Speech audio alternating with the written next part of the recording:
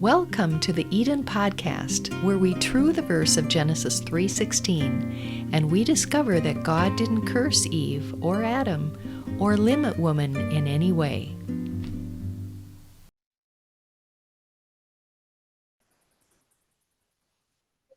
Welcome to True Friends Friday. I'm Bruce C.E. Fleming, the Executive Director of the Tru316 Foundation, and we're the home of the Eden Podcast. Tru316.com is our website. That's TRU316.com. And our co-host for Fridays is Christy Fleming Goodham, who's been in our family for a long time, and now is our co-host as well. Christy, would you introduce our special guest? Yeah, I'd love to, Dad. Thanks. Sherry, we're so thrilled to have you today on the show, and I'm happy to get to introduce you. I've really been looking forward to this episode with you.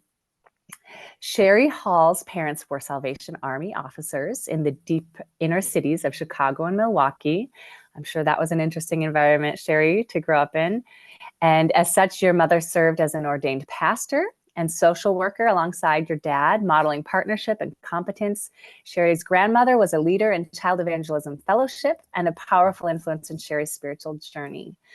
After high school, Sherry, you left Wisconsin to attend the University of Maryland and received spiritual training from the Navigators, an interdenominational student ministry.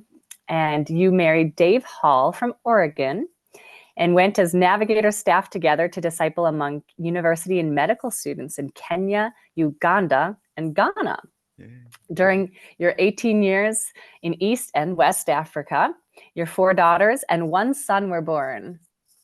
5 kids. Dave and Sherry, you returned to the U.S. when your eldest daughter entered the University of Minnesota, and at the same time, you began providing a home away from home for African graduate students at the university, hosting both Christian and Muslim background scholars around your dining room table and studying the life of Jesus together. I love that. You also hosted African leaders at the International Prayer Breakfast in Washington, D.C. Sherry, you wrote your thesis on women and leadership, referencing valuable resources written by Bruce and Joy Fleming. And you've worked as a licensed marriage and family therapist after graduating from Bethel Seminary. You love devouring a good book while savoring strong coffee and a scenic view. I like that. You also give thanks every day for your 10 grandchildren. Yay. You're someone I'd love to get to know. Thank you. Mutual. Yeah, and we have some family connections through the Navigators, my great aunt and uncle you knew.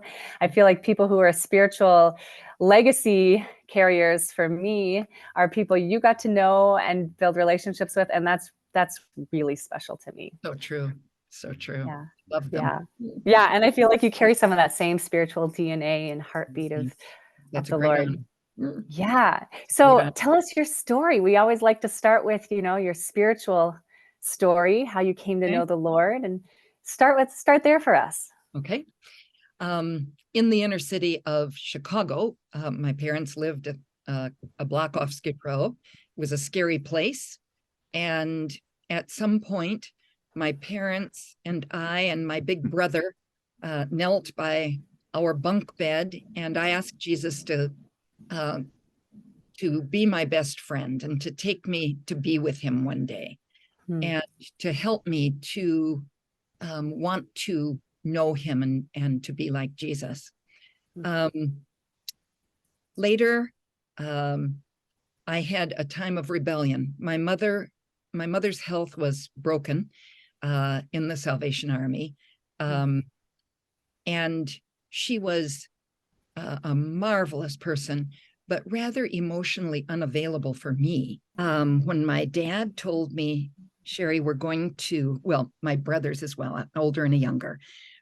We believe God has directed us to leave the Salvation Army because of Mom's health.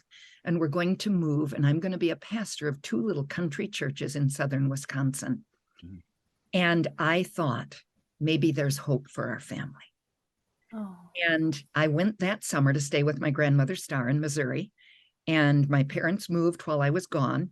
And my grandmother Star told me she was going to use some of her small stipend from my Uncle Jack being killed on Iwo Jima in World War II, and she got his insurance checks of $37 a month. She had paid for me to go to camp, church camp. And I thought, like I want to go to church camp. But she did not give in. And I decided, okay, I'll look for the cutest boy on the bus and try to make a good thing out of a bad situation. And how old would you have been then? 12. Okay. Instead of that, those kids were the friendliest kids I had ever met.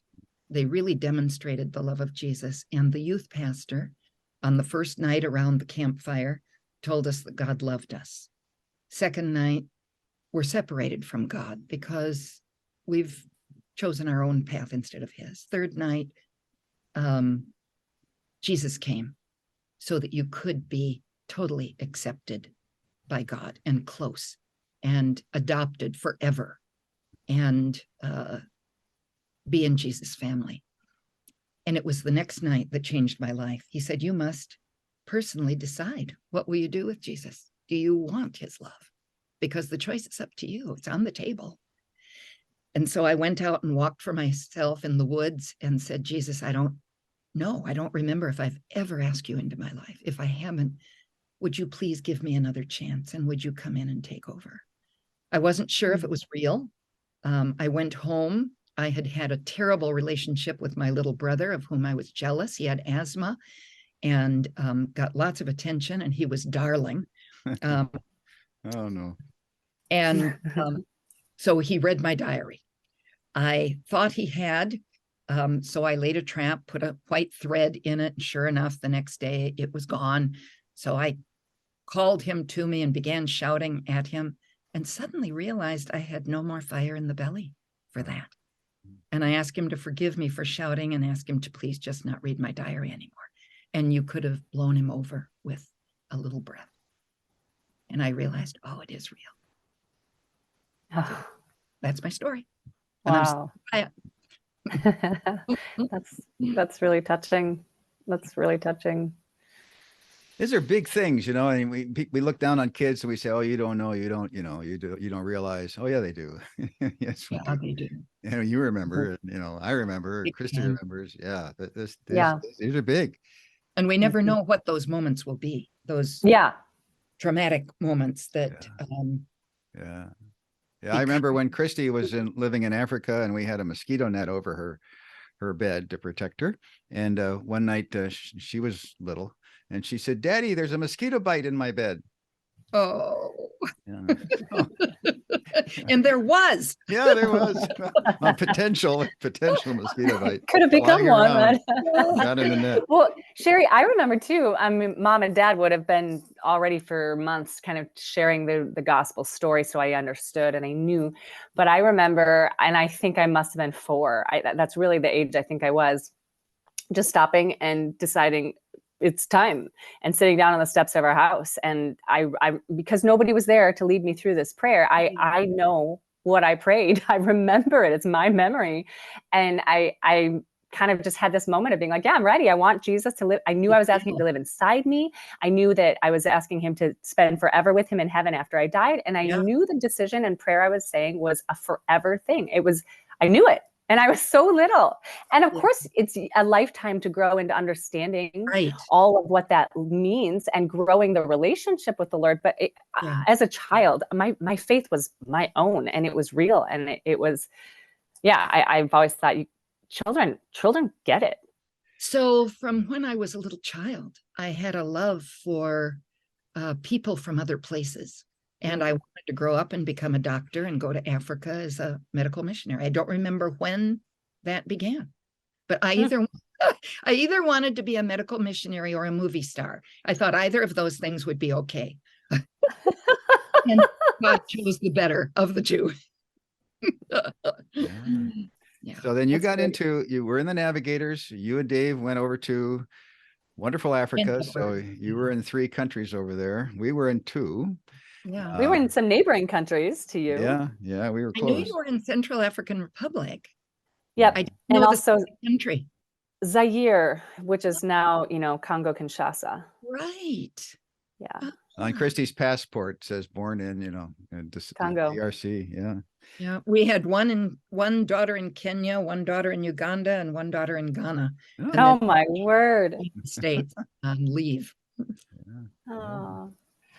So I'd like to spend 9 years talking to you, and we have spent time before too, Sherry. Can you tell us, you said something about Joy's research coming into your life. Can you tell us that and what you think of the Tru316 message? Yes. By God's mercy, Dave and I had a great marriage. Not a perfect marriage. We did lots of putting effort into our relationship. When I felt like I was getting to take him for granted or have a critical spirit, I would try to read a book on marriage and, get my tuning to be in sync with Jesus' tuning. And one of our favorite verses I mentioned to you before we got on, try to outdo one another in showing kindness and honor to one another and in doing good, the only competition that there should be. But we believed that somehow God had chosen. We went to a Bill Gothard seminar and were taught that God had ordained that the husband should be the protector, provider, and decider for the wife. And that the Lord had planned for the husband to be the umbrella of protection over the wife. Well, some years later, I thought, protect me from what? From God? I don't think so. Protect me from Satan? How did that work out for Eve? Her husband, who was with her, did not happen to protect her or himself. And so when we came back from Africa, I got to go back and do some schooling. And when I did my thesis, I did it on women and leadership in the organization that we were with at that time. And there was very little, if any, leadership of women that would include leading over men in any way, including your husband. And so I began studying the scriptures. And because of Joy's thesis, I don't even remember how, it must have been through Merle and Bob Glockner that I met Joy and got a hold of her thesis.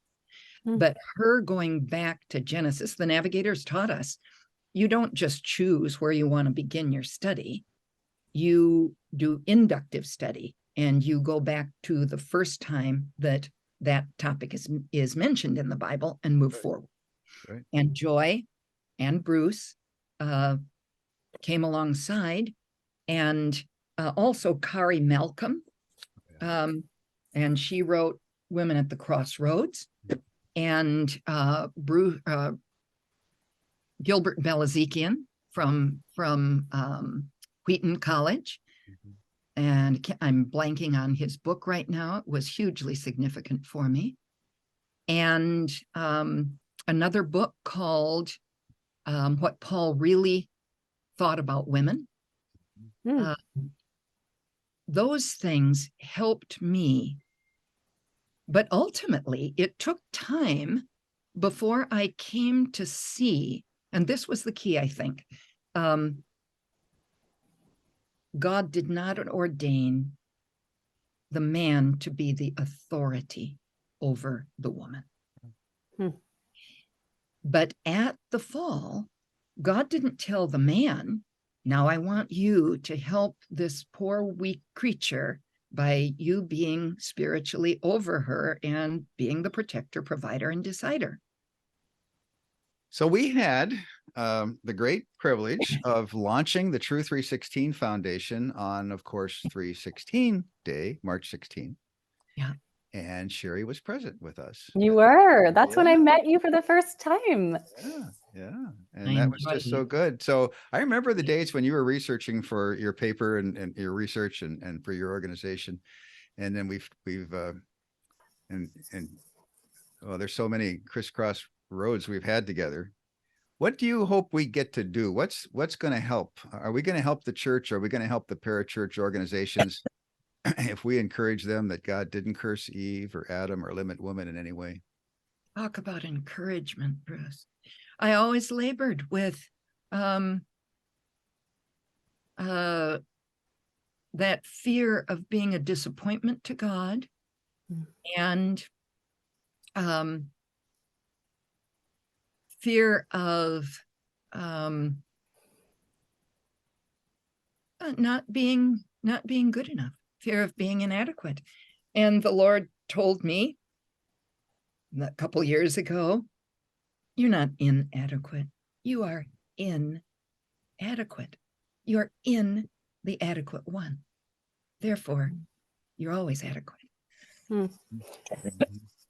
That is so good. That's really good. I loved when you started talking earlier about our identity and how, I mean, because who doesn't relate to this? Like all of us, what we do comes from a place of not only what we value, but who we believe we are. And we're always on that journey to discover our identity. What is our identity? And there's a lot for us when we understand Genesis 2 and 3 correctly. And then it becomes a lifetime journey, even when we do get that right, to learn how that applies to us and what that means for us. And this book, How I Changed My Mind About Leadership, Stuart and Jill Briscoe do a marvelous job of presenting. How I Changed My Mind About Women in Leadership.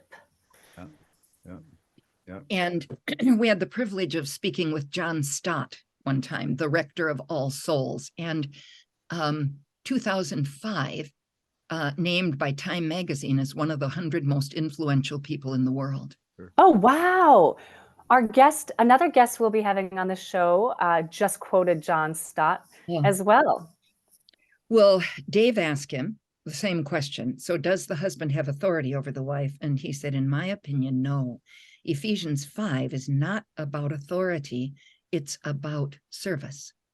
And I asked him, Dr. Stott, in your opinion, does the Bible teach that when we stand together before God as judge, that he will ask anything different of husbands than he asks of wives? And he said, look at you standing there smiling sweetly and asking a question like that. Yeah. And then he said, in my opinion, no. Yeah. We are both asked, submit yourselves, all of you, one to another out of reverence for Christ, and lift others up.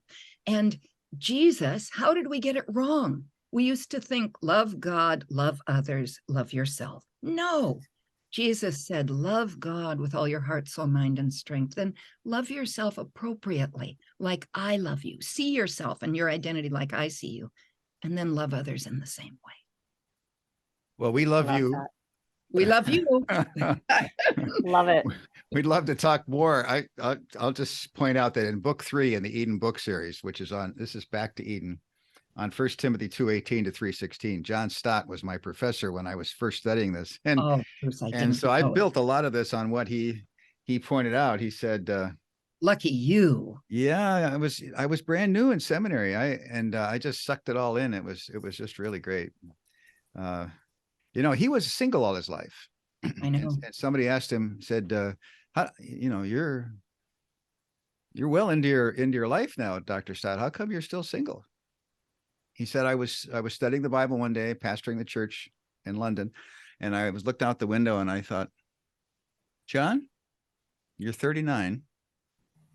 I must have the gift. I'm 39 and single, so I must have the gift of singleness. And the Apostle Paul encouraged us to be single. So let's go. That's marvelous. Isn't that great? There are a few people with that gift. Yeah. Not all of a priesthood. He was careful. He says, where the Greek is clear, I'm going to be clear.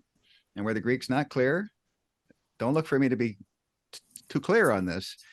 And it was some questions that he raised that many years later, when I was studying in Africa, I thought back and I said, and he referred to the end of 1 Timothy 2, where he talked about, Adam was created first and then Eve, and she will be saved through birth of the child. And he said, look, the Greek is pretty simple. She, singular, will be saved by the capital C, childbearing. That's by the birth of one child. And he's just been talking about Eve. So the immediate context is he's talking about Eve was going to be saved through Christ, just like you and I are saved through Christ. And when we got to Africa and people were all upset about, what about mothers who die in childbirth or children that die in childbirth? What is that? You know what that was like in Africa. And that clarified that a lot for me, just from his first sowing the seed and talking about that. Well, we got to go. Okay. Thank you so much, Sherry. We love you very much. Love you. Thanks for appearing on the Eden podcast. Hi, Joy. Thank you, Sherry. Bless you. I love what you're doing. Keep on. Tru316 Foundation is the home of the Eden podcast. Join us for $3.16 a month or more. Let's true the verses on the key passages on women and men. Go to tru316.com/partner.